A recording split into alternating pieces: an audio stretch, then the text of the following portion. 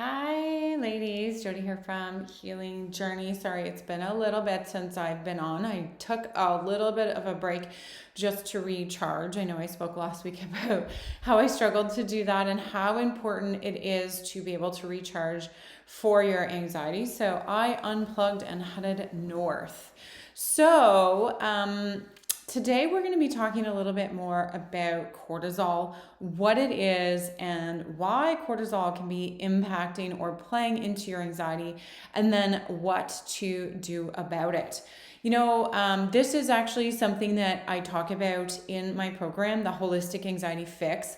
So this program is a 12-week program that's really designed to do a deep dive and systematically begin to eliminate the root causes of anxiety. It's my foundational program, and it's where I start all of my clients before we do deeper dives into functional lab testing and actually looking at cortisol rhythms. So this is a really cool program if you're looking to do more of a dive and not those one-off solutions. So one of the things, as I mentioned, that I talk about is cortisol. So what exactly is cortisol and how does it play into your anxiety? So cortisol is a stress hormone that's produced by your adrenal glands. And, sometimes I see anxiety caused because cortisol levels are too high.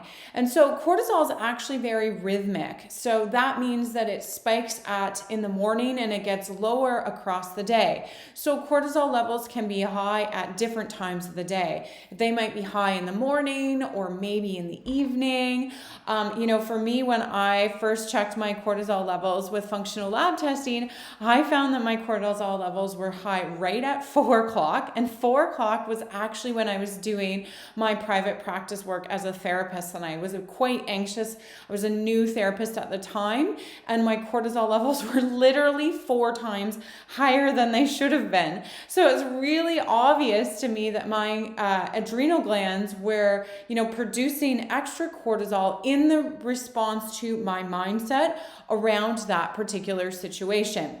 So, you can tell if you have high cortisol, if you are, very hyper or have lots of that anxious sort of energy. You're super motivated. You can't slow down. You have racing thoughts.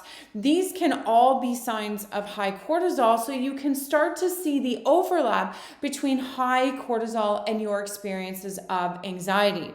Now, cortisol can be high for a bunch of different reasons. It can be high, like I just explained, from your mindset, right? So if you're interpreting the events around you, like your chances of getting COVID, for example, as, a very fearful situation, then your body is going to trigger that cortisol response.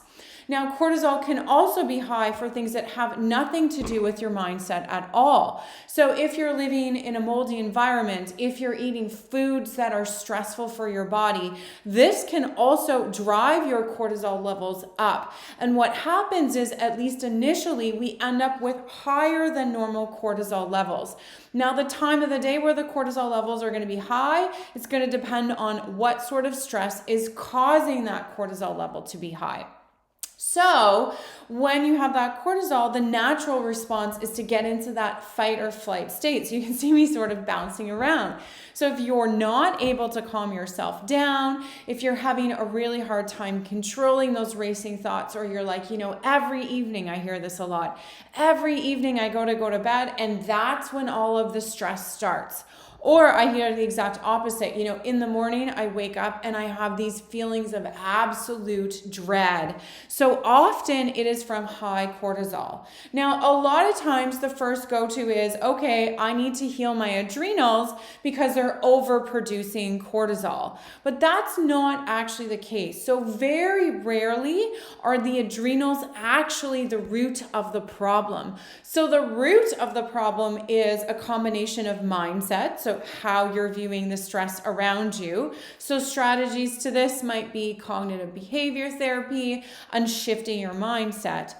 Now, the other root of adrenal issues can be thyroid issues, which are then caused by gut issues as well as food intolerances and mold toxicity. So all of these things are what I like to call hidden stressors. So they're stressors that exist inside the body that are not caused by mindset, that are triggering that overproduction of cortisol. So in order to, get the cortisol levels to come down, you need to remove those hidden stressors, which means really eating clean, so not eating inflammatory foods. What it also means is making sure that you don't have parasites, you're not living in a moldy environment.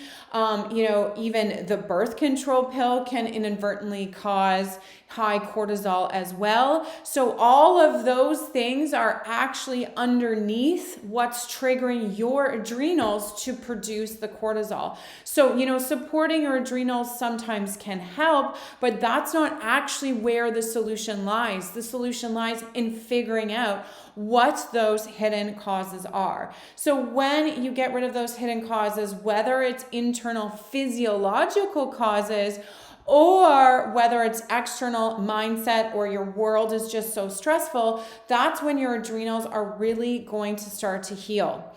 Now, the same thing goes with thyroid. So I'm going to do a whole other Facebook Live on thyroid and why thyroid may cause anxiety but not be the root of it. So stay tuned for that.